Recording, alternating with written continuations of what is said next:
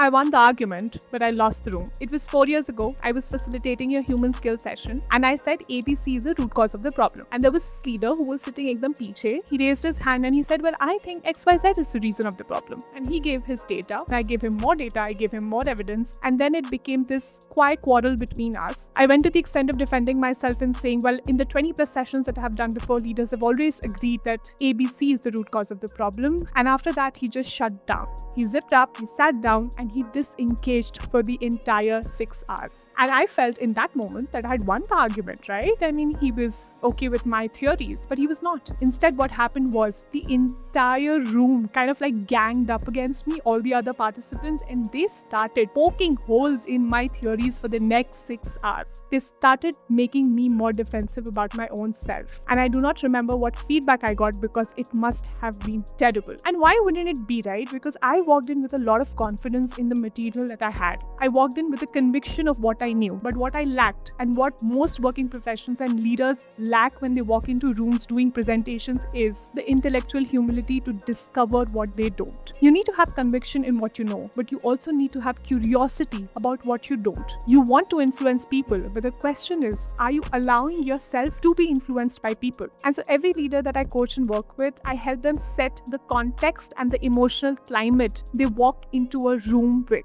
The context of have the conviction in what you know and the curiosity to discover more.